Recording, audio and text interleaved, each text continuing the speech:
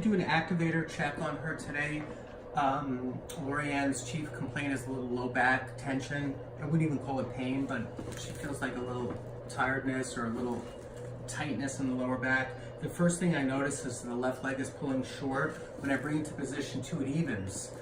So we just check knees real fast, but her knees are fine. Sometimes the knee misalignment will affect the leg length.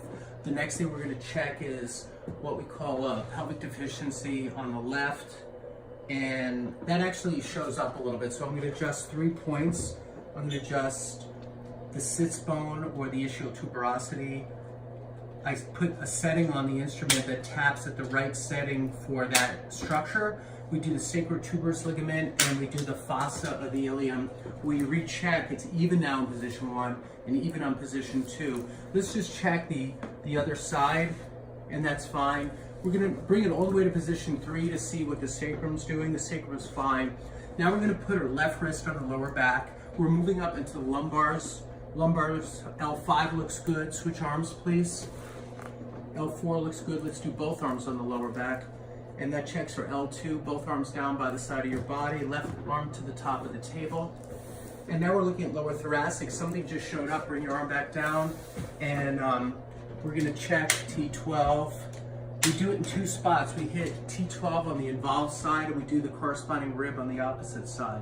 Right arm to the top of the table. Bring that arm back down. Bring both arms to the top of the table. We're all the way at T8 now. Bring that back down, that looks good. Turn your face to the left. So we have her turn towards the side of the original shortening leg. And that's still balanced. That was for T6. Now we're gonna have her lift her left shoulder off the table, drop the arm down. That snugs up the rhomboid minor and major, but it also puts a little pressure on T4. She has no activity at T4. Pull your left elbow into the side of the body. We're checking for scapular rotation.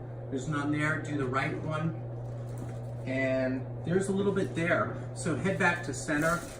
Her scapula rotated medially, so we're going to adjust it laterally. We're going to adjust the humerus. We're just adjusting the radius and the lunate bone. So it's a 4-point adjustment to get the kinetic chain of the right shoulder. Turn your face to the left and pull your right elbow into the side of the body again. Let that roll out. Perfect now. Let's just check the left side one more time. Pull that in, let it roll out. Good, now shrug your shoulders, relax, head back to center. Shrug and roll them back to me. We're looking up at the traps, T1. Drop the arms down now. Perfect, look up straight ahead with your face. We're looking at lower cervicals. A little bit there at C5, head back down. We changed the setting on this to a cervical setting.